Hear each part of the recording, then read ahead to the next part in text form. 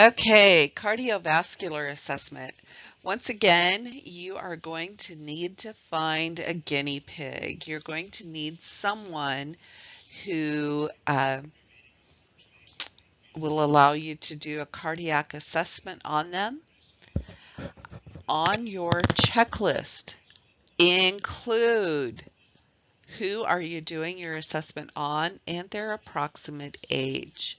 So I can compare your findings with, is this something you would see in someone of this age, etc.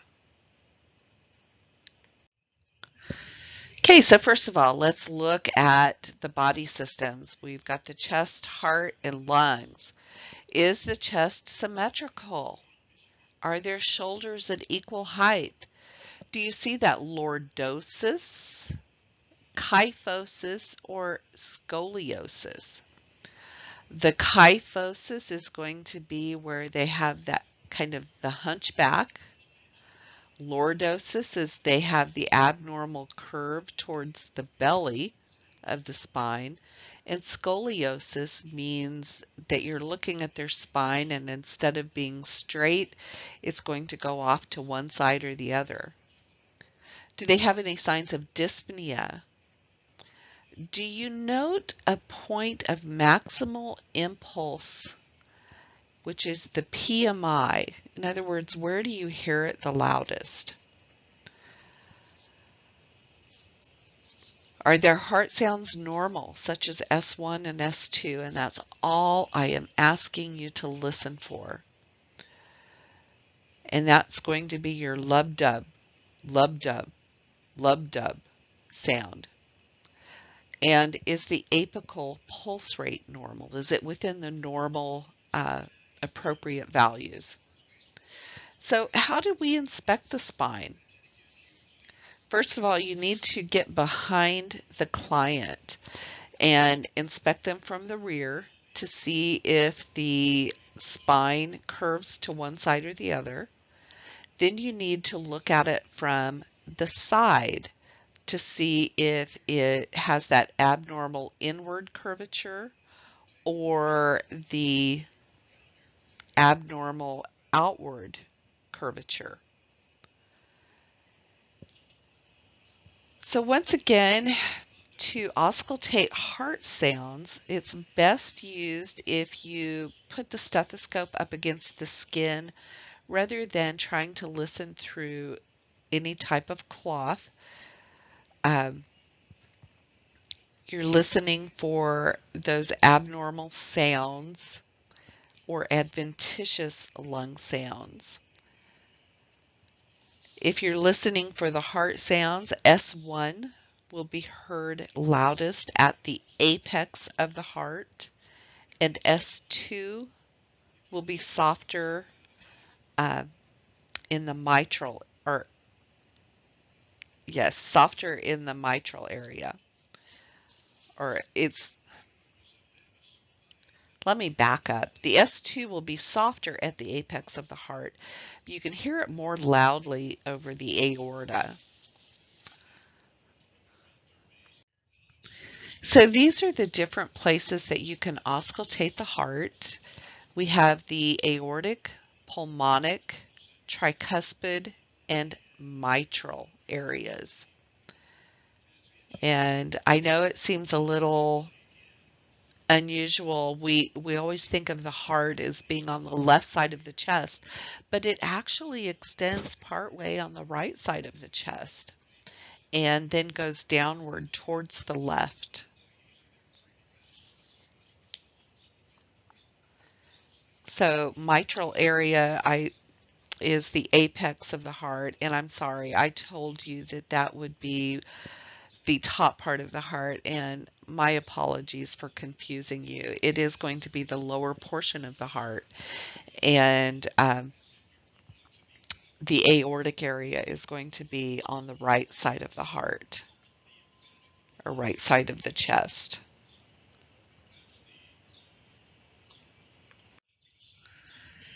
So heart murmurs. I'm not asking you to identify heart murmurs, but basically what what you're listening for. When you're hearing that lub dub, are you hearing any additional sounds?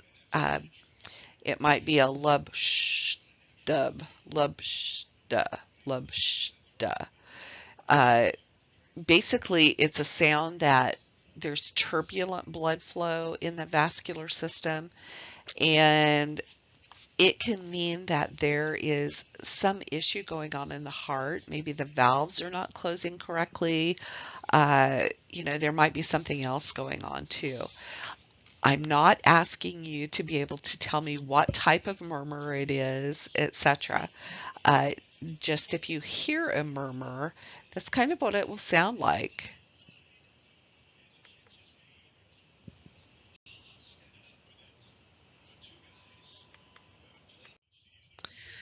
Okay, so auscultating those heart sounds. You can auscultate it if they're lying supine, if they're in the semi-Fowler's position, the Fowler's position, or lying on the left side. You just instruct your client to breathe normally as you're listening to those heart sounds. So you want to make sure that you're learning to listen around the lung sounds. Then you're going to inspect for jugular vein, uh, jugular vein distension, making sure that that jugular vein is not just bulging out of the client's neck. So you look at each side, you're looking for pulsations. And some people, you'll be able to see it easier than other people. Really, venous distension is going to be assessed a little. Uh, when we see venous distension, it usually is an indication that there might be fluid volume overload.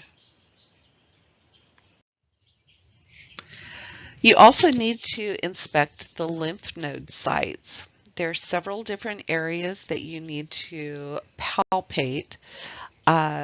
Miss B always called it dancing fingers. I don't want you to do this lightly. You need to have a firm dancing finger in order to actually palpate anything. If you are just doing a dancing finger where you're just kind of running your fingers over the surface of the skin, you're not necessarily going to palpate anything under the surface of the skin.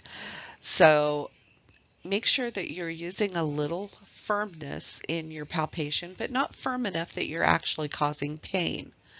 So we're going to palpate pre-auricular, which is going to be right in front of the ear, post-auricular, which will be behind the ear, sub-occipital, which is going to be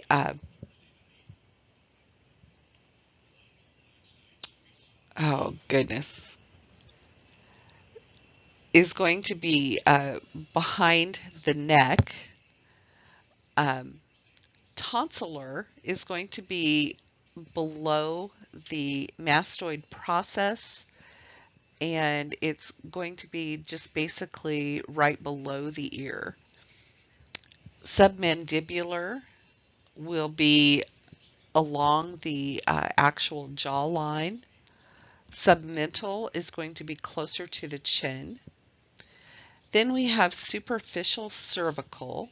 So you will palpate down the sides of the neck. If you put your fingers along your neck, you can kind of feel a little bit of an indentation there. And this is where you're going to actually be palpating for the cervical lymph nodes going down the anterior portion or anterior/lateral portion. You also want to palpate posterior cervical neck, so either side of the spinal column, and supraclavicular. So you're going to be feeling along the clavicle on each side, uh, making sure that you don't feel any enlarged lymph nodes there. Then we move on to the upper extremities. We're going to assess the epiclear lymph nodes, which if you bend their elbow up in a 90-degree angle, you put your arm like you're supporting their elbow, and just right proximally, you're going to be able to palpate those nodes there if there is any enlargement. So basically, you are trying to determine if you feel any enlargement. If you feel any enlargement, are they movable or are they firm? And are they tender?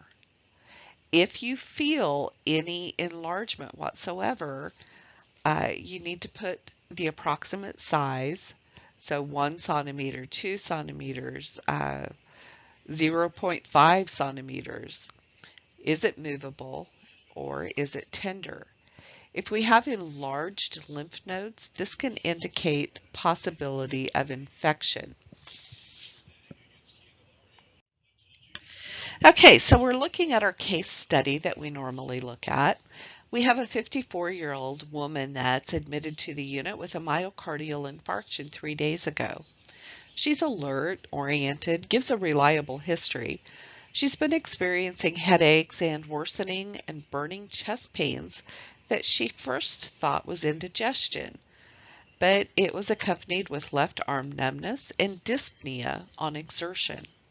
Her brother, who's 66, had an MI at age 45, and he encouraged her to go to the ER, even though she couldn't believe that her symptoms were heart-related. She thought she was just exhausted from all that yard work she had been doing.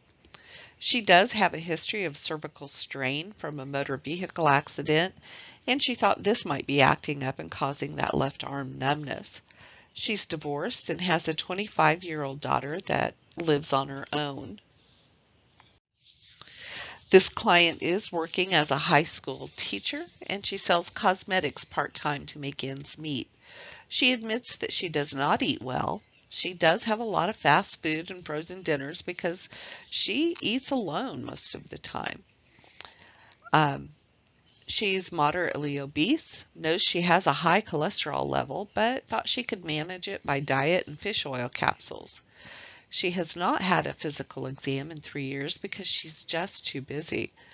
She has hypertension with an admission blood pressure of 176 over 110. She had problems with intermittent premature ventricular contractions, also called PVCs, although it has not progressed into ventricular tachycardia. Her workup also revealed a systolic murmur, so she's scheduled for an echocardiogram tomorrow. As her primary nurse, it's your job to help her understand coronary artery disease, hypertension, hyperlipidemia, and all the lifestyle changes that she now has to make. So you start with some focused questions. So which of these questions would be appropriate to ask the client during this interview? Would we ask, do you have a family history of heart disease, rheumatic fever, or high blood pressure? Of course we would ask this. Remember, genetics play a big part in whether someone may or may not have system issues. Have you had indigestion, gallbladder disease, or irritable bowel syndrome? Yes, we need to ask this also. Nausea and vomiting are really common with a myocardial infarction or a heart attack. Gallbladder disease can also cause chest pain, belching, or indigestion symptoms. And frequently, cardiac chest pain is confused with indigestion over the sternal area. However, the irritable bowel syndrome is less likely to cause any cardiac-like symptoms. It's going to deal more with the lower abdomen. So that may be one portion of that statement that we would not ask. Did either of your parents or any of your siblings have a heart attack or die of a heart attack, and at what age? Of course we need to ask this. It does increase the risk for the client. Have you had any unusual rashes or changes in moles? No, we don't need to know that. What type of diet do you eat?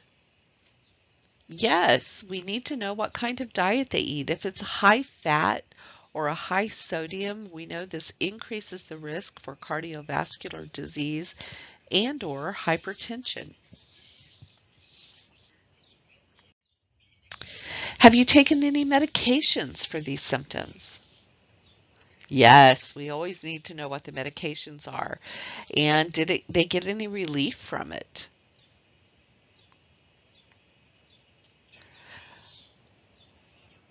We also want to know if they exercise regularly, and if so, how much do they exercise? We know that sedentary lifestyle is associated with an increased risk for cardiovascular disease. Have you experienced any other chest pain or discomfort? And if so, when and how was it relieved? Yes, we need to know what their history is. Is this a one-time occurrence or have they had it multiple times? And if so, how frequently? Do your legs, feet, and ankles get swollen? And if so, what do you do to help these symptoms? Yes, peripheral lower extremity edema can be a sign of congestive heart failure. And it's always important to know what might be going on with the clients. Do you experience shortness of breath? If so, when and what relieves it? I've mentioned over and over again how closely related the cardiac and pulmonary systems are. If we have issues in one area, we often have issues in another. So shortness of breath is a cardiac symptom as well as a respiratory system, and it often will accompany an MI. Do you have any burning on urination? No, this is not relevant to this cardiac history. So the client reports an onset of the mid-sternal chest burning symptoms about 7 days ago. It's been intermittent and mostly when she was exerting herself with housework or walking. Average, it occurs about twice a day, lasting 10 to 15 minutes each. Resting does help. She has also tried some antacids, which gave a little bit of relief because she thought she was experiencing an indigestion due to increased use of ibuprofen that she took to relieve her frontal headaches. She does have a history of a heart murmur as a child, but was told it was innocent and nothing to worry about. She's not had a murmur noted on examination again until this hospitalization. She denies any other known cardiac abnormalities. Does report a history of migraine headaches since her teen years, but these current headaches are different. And she has sharp frontal head pains that exacerbate with exertion. These headaches started about 2 weeks ago with an average of 3 episodes a day. She does report numbness without tingling or burning sensation in that left arm from the shoulder to the fingertips. And this symptom occurred whenever she had the chest burning. And she also has that history of cervical neck strain. She reports shortness of breath also with exertion, but only when it involves walking fast, more than 1 block, or with heavy yard work. Stopping to rest a few moments does relieve that shortness of air. She denies wheezing, cough, hemoptysis, discolored sputum, or history of pneumonia, denies that orthopnea, and uses only 1 pillow to sleep. She never wakens being short of breath at night, denies cyanosis of her lips or extremities, denies ankle or foot edema, and she gets up once a night to go to the bathroom. She does report palpitations experienced as irregular beats that feel like a flipping or fluttering of her heart since she was admitted with EMI, and admits that anxiety seems to increase these palpitations. She denies prior cardiac symptoms, prior palpitations, and denies the use of diet pills or other stimulants such as decongestants. She denies syncope or pre-syncope, although she does admit to slight dizziness when she gets several of these palpitations close together. Her father died at age 62 with his third MI and ventricular tachycardia. He sustained his first MI at age 42. He also had a history of diabetes mellitus, poorly controlled. Mother was alive at age 88 with a history of hypertension, congestive heart failure, and chronic obstructive pulmonary disease. Her brother, he is age 66, that had a history of an MI at age 45 and hypertension and hyperlipidemia that is in control. Her sister, age 52, does have hyperlipidemia. She is a divorced mother of one adult daughter who does not live with her. She's a non-smoker, although she tried cigarettes as a teen for about a week. Excuse me. Alcohol is social, average of 1 glass of wine or 1 beer per weekend. Denies use of illegal drugs ever. She is a college graduate, works as a teacher full-time with her second part-time job. Has financial concerns with a single income that causes stress and tends to give her difficulty falling asleep some nights. Her diet consists of many prepared and frozen high sodium and high calorie foods or fast food. She has no time to exercise beyond short walks with her dog in the yard. So, what I want you to do is sit there and think about all of this woman's risk factors. What are the different things that should highlight to us as areas that we need to educate her on, areas that she needs to make lifestyle changes? The symptoms that she was having, are they cardiac related? Headaches, for example, can be a sign of hypertension. And she came in with a very high blood pressure. So review all of those symptoms and see how they relate to her current diagnoses of myocardial infarction. Okay, so let's look at your checklist. Again, if there is an X there, it may just be telling you what you need to do, but if you put an X, then that means that you potentially did not do it. So we're inspecting the neck for discoloration or dilation of the carotid artery or jugular vein. It will either be negative or positive. If it is positive, is it bilateral or is it on one side or the other? And you need to make sure that you're identifying where it is. If there is any discoloration, again, describe it. And that would include what color, where is it, how large is it? Inspect chest symmetry. It's either symmetrical or asymmetrical. Do you see any scars on the chest? Again, negative or positive. If it is positive, that means they are there and you need to identify where they are. Is it well healed or is it a healing scar? If it's well healed, it should be pretty much white in color, but if it's a healing scar, it's going to be pinker in color because that tissue is still remodeling.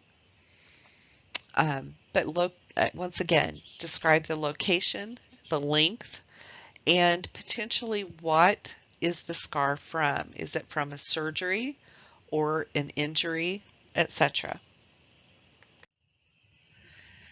Explain Next we're going to start palpating pulses. And when you palpate pulses, you need to do this from side to side at the same time.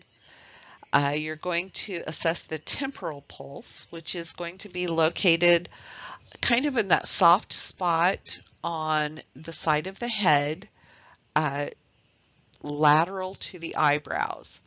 So you feel for that temporal pulse. You're going to feel at the same time on the left and right side. You get to the carotid pulse and the jugular pulse. You do not want to feel the carotids at the same time, but you will feel one and then you will feel the other. The reason being is you can actually cut off blood flow to the brain if you assess the carotid pulse at the same time. The brachial pulse is going to be located on the upper inner arm. So kind of under the arm, about 2 or 3 inches from the axilla. You should be able to palpate, or not 2 or 3 inches, more about 4 or 5, maybe 6 inches from the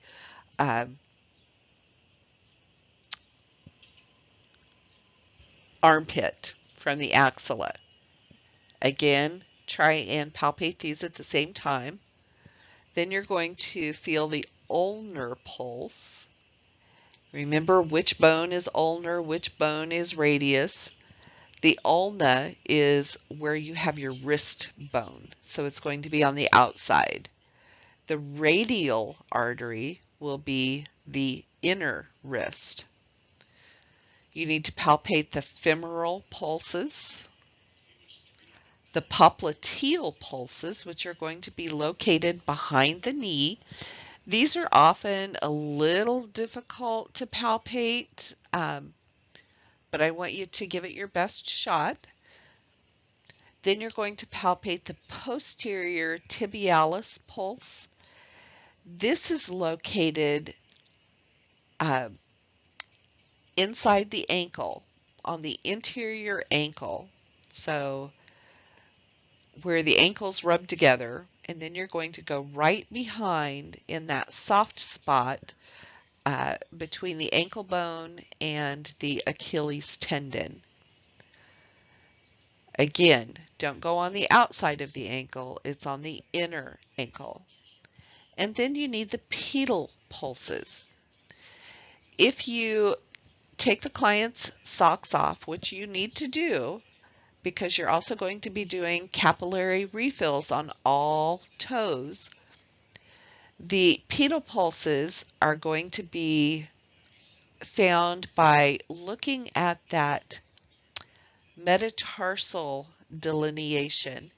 So if you follow that first metatarsal, the foot bone that goes from the big toe, and you follow it up until it meets the second metatarsal, right in that general area is where you should find the pedal pulse. So it's going to be close to the top part of the arch of the foot, if that makes sense. So it's on top of the foot, and it's really closer to the ankle than it is to the toe, or about midway in between. You're going to describe these pulses as to how strong they are. A normal pulse is going to be approximately 2+. If it's weaker, then it is going to be more of a 1+.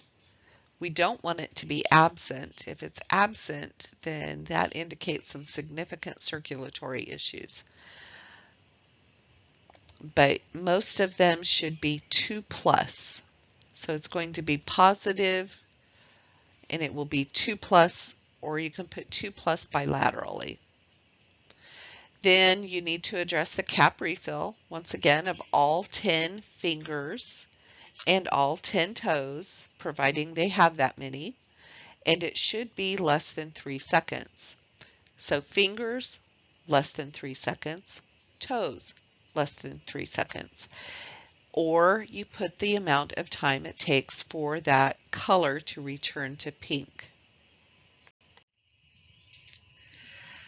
Next, we're going to listen to the jugular vein for bruits. You're going to use the bell of your stethoscope. You're going to ask the client to hold their breath as you place that bell of the stethoscope over the jugular vein. You're listening for that loud whoosh, whoosh, whoosh sound, which basically is descriptive of a turbulent blood flow. So if you think of it as a river, you have that meandering stream where you have a very slow flow. Then you have the normal running stream where we have a nice current carrying the water downstream. And then we have the rapids, and that would be equivalent to the bruit, so it would be very turbulent. Listen on both sides. So if you hear a bruit, which side? If you do not hear a bruit, just put negative, and you can put negative bilaterally. Assess for jugular vein distension, so negative. If there is distension, it will be positive, again, which side or both. You're going to listen at these 4 different areas on the client's chest. So the aortic valve, remember, is going to be the upper right, the pulmonic valve, tricuspid valve, and mitral valve. So what is the heart rate and is it regular? Are you hearing normal blood sounds or not, or normal heart sounds, or are you hearing a murmur? That's the only abnormal sound I'm asking you to listen to, or if you hear more than the lub-dub, sometimes you'll hear a lub-dub-dub. But again, I'm not wanting you to get that far in depth with your heart sounds. Just, are you hearing lub-dub? That would be normal. What is the rate? And is it regular? So normal sounds, the rate, regular or irregular. And you should hear that on all 4 areas. If you hear a murmur, put murmur. If it's irregular, put irregular.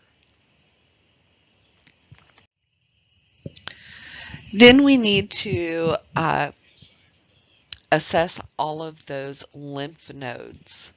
So remember, pre-auricular, so in front of the ear, post-auricular, submandibular, submental, cervical, supraclavicular. Also want you to palpate the axilla for those axillary lymph nodes, the epiclear and inguinal. I know we have assessed some of this stuff in the past, but for the cardiac assessment, these things also need to be included. So once again, the size, is it less than 1 centimeter? Basically what size is it? If it feels enlarged, if it's greater than the 1 centimeter, then what is the size? Is it tender? Is it movable? And I need to know this for every one of them. Or some areas it may not be palpable. But we know, for example, the inguinal should be palpable. Again, if you have any questions, please, please, please email me your questions.